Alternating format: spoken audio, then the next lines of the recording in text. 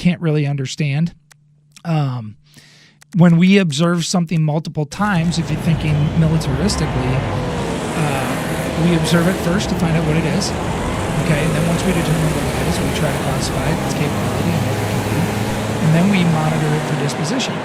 What's it doing? Is the missile still down on the bed of the truck, or is it pointed up in launch mode? Is it, what's happening? What's the disposition? Does it look like it's ready to use in the next 24 hours? Yeah. Does it look like it's mothballed in storage? What's the disposition?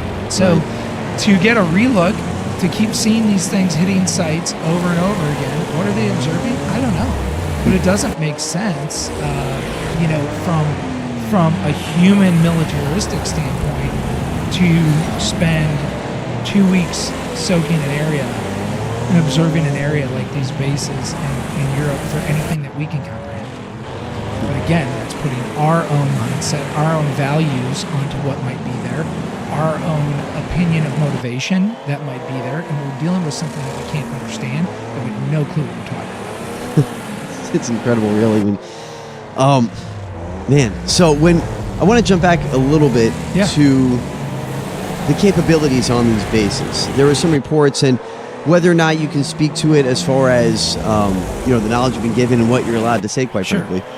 There were some reports that came out that I believe in Lakenheath, one of the RAF bases that are experiencing these sightings, that they were getting a delivery of nuclear capabilities.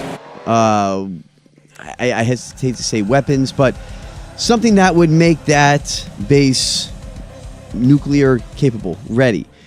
And that was a report that went out, and there's some disputing reports about what these bases are capable of and what is on these bases. Have you heard anything about that as to maybe clue in why this specific area would be of interest to whatever's flying over? So I'm about to say something that I hate. I hate when I hear it. I hate when other people say it. I don't trust it. I don't buy it, and I don't believe it. But I'm going to say it anyway because it's the truth. You got my attention. I don't know because I'm not read on to what's going on those bases. I got you. But if I did, I couldn't tell you. Right.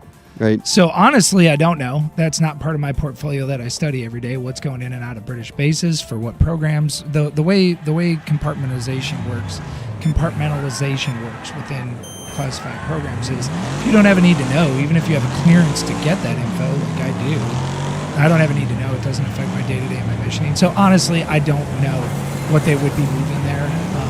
Could I look and dig into it? Maybe.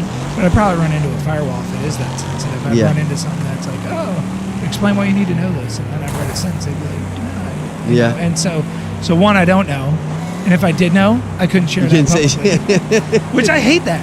Whenever someone says it, everyone's tempted to say, he knows. Right. He knows what's going on. No, and I understand. And that's honestly, I kind of figured that's what it was as far as that compartmentalization aspect of things. It goes as far as to say, even on the bases that I touch all the time, it would not be legal, moral, or ethical to even explain what type of force protection measures we have on those bases at all. It just wouldn't be. That would tip off an adversary for sure, like, they have this particular thing, and that's all they have. So how do we get around that particular thing? So it's not anything, even if I did know, it wouldn't even be anything that I would, be able to speak. Sure. That's completely understandable. Yeah. What about this capability I mentioned a little while ago? The reports supposedly coming from something, again, that I was told coming from intelligence on the European side, that these craft have been measured with nuclear signatures. Yeah. Is that something that you've heard of before? With any worldly drone having some type of nuclide battery, if you will? Is it a leap to think that isn't something to size that down, neck that down, get that technology better? That would be something, especially when we're talking about quantum computing, AI, energy demands, EV vehicles, all these different things. There's a global demand signal for energy at a rate that seems to only be solvable at this point by nuclear energy. So is there a motivation for companies, public, private, whatever they are, to increase, neck that down, make that more readily available, make it safer? Sure, today more than ever. In the last 5 years, more than ever, in history, there is a huge motivation for that. Back up to 1989, when Bob Lazar said that there is an element in this craft that powers it and runs it. That is an element that would give that same signal back then, if anything he said is true. And I don't want to come off like I'm a Bob Lazar chest beater and anything he said is gospel. And I'm very aware of his past. That sure. Every one of us has a past, and so let's not judge too hard. Sure. But if we look at that back then, and we look at the power to do the type of maneuvers that these things are demonstrating and doing, that's a super logical leap to make, that they would need an extra-worldly, an unfathomable amount of power available to them at an instant by pushing a switch to make those maneuvers happen. And so, yeah, nuclear is absolutely one of those things that has a power reserve on demand to use whenever it needs to. Does that mean that a human created it or a non-human created it?